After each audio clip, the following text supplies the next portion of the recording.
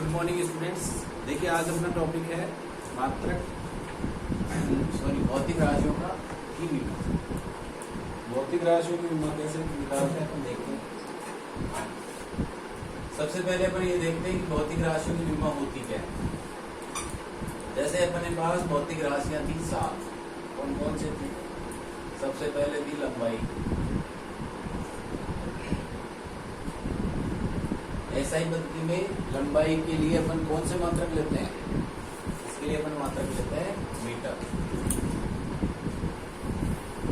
और इसकी जो विमा होती है वो होती है एल। लंबाई का मतलब होता है लेंथ। लेंथ को अपन एल से स्टार्ट होती है स्पेलिंग।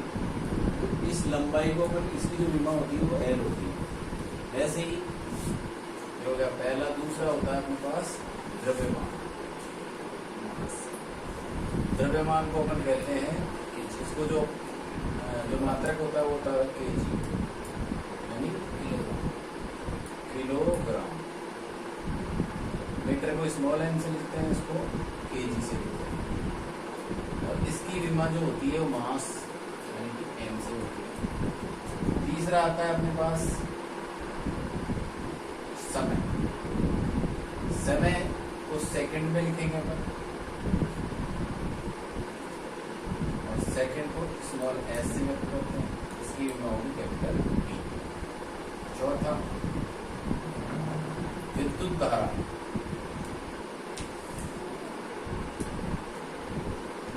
विद्युत धारा किससे लिखेंगे अपन? इसका जो मात्रक होता है वो एम्पियर हो गया। कैपिटल ए से लिखते हैं।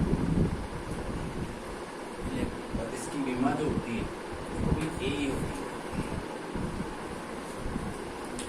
5वें नंबर पे आता है ताप। ताप का मात्रक होता है केल्विन। केल्विन को के से लिखते हैं और इसकी विमा भी के होती है। छठा आता है हमारे पास पदार्थ की मात्रा। ये होती है मोल।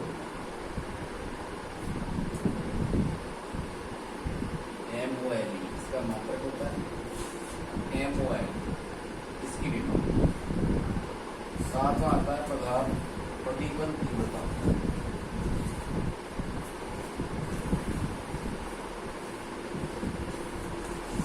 इसका जो मात्रक होता है वो कैंडेला होता है। CD से लिखते हैं और इसकी विमा भी CD से। सबसे पहले तो ये नोट कर लीजिए आप इसकी विमाएं। अपने पास 3 तरह की मात्रक पद्धतियां होती हैं। 3 तरह की मात्रक पद्धतियों के अंदर कौन कौन सी आती है? देखिए, एक होता है CGS, एक होता है FPS, एक होता है MKS। CGS में लंबाई सेंटीमीटर में होती है, द्रव्यमान ग्राम में होता है और समय को सेकंड में लेते हैं। FPS में लंबाई जो होती है फुट में होती है, द्रव्यमान पाउंड में होता है और समय सेकंड में। MKS में जो लंबाई होती है मीटर में होती है, द्रव्यमान केजी में होता है और टाइम सेकंड में होता है। इस MKS को ही बाद में चेंज कर दिया गया, उसका नाम रख दिया SI। इसका नाम होता है सिस्टम इंटरनेशनल। सिस्टम इंटरनेशनल यानी मात्रकों की अंतरराष्ट्रीय प्रणाली। इसके अंडर में ये 7 मात्रक आते हैं। किसके अंडर में आते हैं? System international.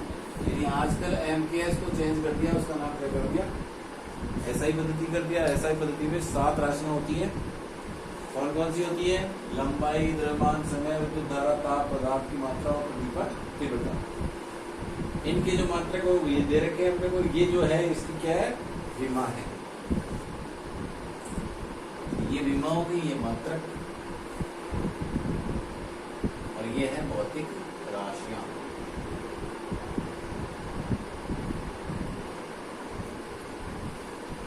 अब देखिए किसी भी राशि की विमा कैसे निकालते हैं। पहले इसको नोट कर लेते हैं, फिर उसके बाद में आपको बताया जाएगा।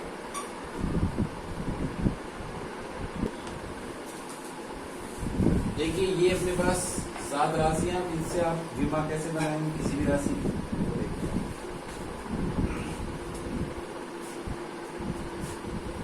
जैसे मान लीजिए सबसे पहले अपन लेते हैं क्षेत्रफल की विमा आपसे पूछी जाए, इसकी विमा पूछते हैं। पहले सबसे पहले लंबाई देखें, तो लंबाई के लिए तो आ ही गया था। पहले अपन देखते हैं विमा लंबाई की, क्या होगी? लंबाई की होगी L। अब आप देखना है क्षेत्रफल। क्षेत्रफल बराबर क्या होता है बेटा? लंबाई गुणा चौड़ाई होता है। अब लंबाई गुणा चौड़ाई, ये दोनों ही लंबाइयां हैं, ये लंबाई और चौड़ाई भी एक लंबाई ही होती है। इसकी विमा क्या आएगी? L, तो इसकी विमा भी क्या आएगी? L। तो क्या लिखेंगे अपन? L गुणा L क्या हो जाएगा? L square. देखो ये होता है L2, लेकिन आप अपन जब विमा लिखते हैं ना तो इसमें 3 विमा का आना जरूरी है। एक तो द्रव्यमान वाली, एक समय वाली और एक लंबाई वाली, चाहे उसका उसमें कोई रोल है या नहीं। जैसे अपन इसकी विमा कैसे लिखेंगे? इसकी विमा लिखेंगे M0 L2 Tg, यानी द्रव्यमान और समय तो नहीं है इसके अंदर कोई। जो राशियां हैं केवल लंबाई वाली है, तो लंबाई वाली को ये भी लंबाई, ये भी लंबाई, L इंटू L2 हो गया। द्रव्यमान और समय भी आपको लिखना है साथ। क्या करेंगे तो M0 L2 Tg। सपोज अब आपको निकालना है घनत्व। क्या निकालना है? घनत्व बराबर क्या होता है? फॉर्मूला अगर पता है तो आ जाएगा समझ। घनत्व बराबर होता है बेटा, ये सबसे पहले आयतन ही देख लो। आयतन बराबर क्या होता है? आयतन बराबर होता है लंबाई गुणा चौड़ाई गुणा ऊंचाई। अब ये तीनों ही लंबाइयां हैं। लंबाई तो लंबाई है ही, चौड़ाई भी एक लंबाई है और ऊंचाई भी एक लंबाई है, तो क्या आ जाएगा इसका? L की पावर 3। इसको क्या लिखेंगे? M0 L की पावर 3 Tg। अब देखिए घनत्व। घनत्व बराबर क्या होता है? घनत्व बराबर होता है द्रव्यमान बटे आयतन। द्रव्यमान को क्या लिखेंगे बेटा? आयतन को क्या लिखेंगे? आयतन की मैं अपन देख L की पावर 3 होती है। इसको ऊपर लेके जाएंगे बेटा तो क्या होगा? M की घात तो कितनी है अपने पास? 1। तो इसको घात है, घातों को लिखना जरूरी है। M की घात 1, L को ऊपर लेके जाएंगे तो -3, और T है नहीं लेकिन T को फिर भी लिखना पड़ेगा अपन T, यानी M, L और T, ये 3 तो लिखना जरूरी है इसको। जब इसका रोल नहीं हो तब ये लोग उसकी घात क्या करनी है। समझ गए क्या? अगर समझ गए तो देखो 5 और बताओ। वेग। वेग बराबर होता है विस्थापन समय बटे समय। विस्थापन एक लंबाई है, विस्थापन लंबाई है तो क्या आएगा इसका? L, और नीचे समय क्या है हमारे पास? T। इनकी घातें कितनी? 1। ऊपर जाएगा तो क्या होगा? L1 और T -1 हो जाएगा। M नहीं है लेकिन फिर भी M को लिखना पड़ेगा। कितना होगा? M0 L1 T -1। इनको लिखते वक्त ये ध्यान रखना है बड़े ब्रैकेट में और बंद करना है सब।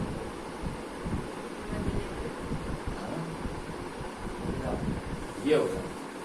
चलो छठा पॉइंट देखते हैं। त्वरण। त्वरण बराबर होता है वेग बटे समय।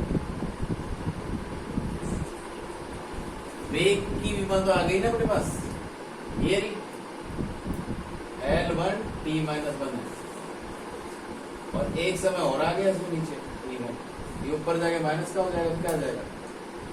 M0 L1 T -2। समझ में आ गई बात? अगर समझ में आ गई तो चलो साथ में बताओ। बल। बल बराबर होता है द्रव्यमान मल्टीप्लाइड बाय त्वरण। क्या होता है? द्रव्यमान मल्टीप्लाइड बाय त्वरण। त्वरण का तो ये आ ही चुका, और द्रव्यमान का क्या हो जाता है? M1 हो जाएगा।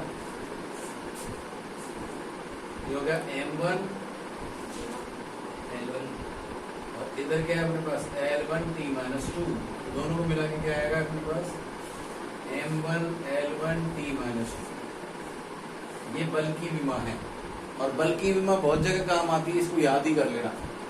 M1 L1 T माइनस 2 याद रखना।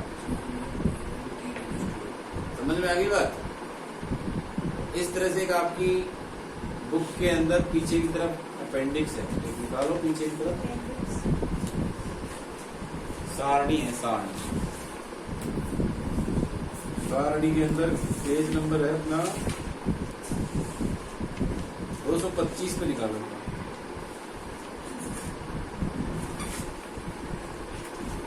लास्ट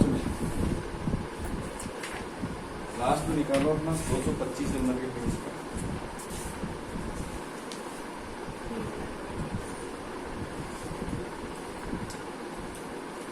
देखो क्षेत्रफल मैंने समझा दिया कैसे होगा, आयतन, घनत्व हो गया, आवर्ती देखो होता है 1/, आवर्तकाल, आवर्तकाल का टी हो जाएगा, ऊपर जाके क्या हो जाएगी टी माइनस।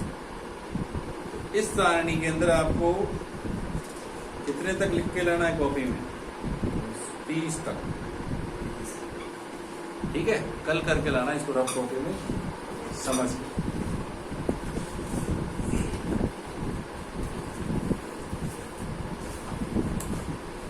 इस पे बेस कुछ क्वेश्चंस है, देखिए ये विमा क्या क्या काम आती है। सबसे पहला काम आती है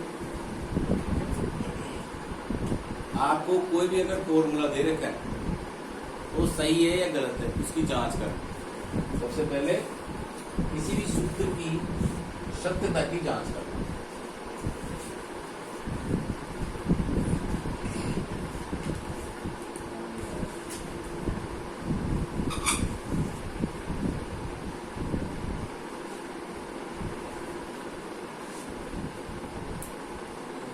तो विमाओं के अनुप्रयोग नेक्स्ट हेडिंग है इसमें, विमाओं में अनुप्रयोग। तो अनुप्रयोग में आप देखिए बेटा, सबसे पहला अनुप्रयोग है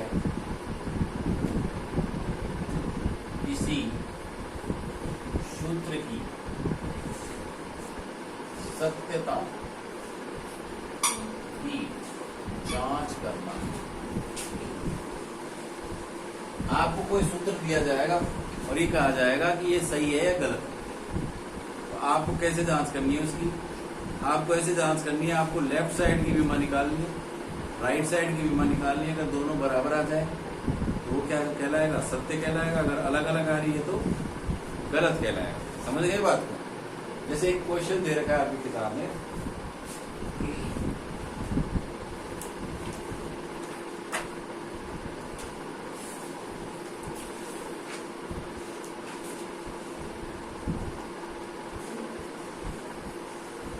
एक क्वेश्चन दे रखा है 2.15 देखो। आइए निम्नलिखित समीकरण पर विचार करें। 1/2 mv स्क्वायर mgh। यहाँ m द्रव्यमान है, v वेग है, g गुरुत्वाकर्षण त्वरण है, h ऊंचाई है। जांच कीजिए क्या समीकरण विमीय दृष्टि से सही है क्या।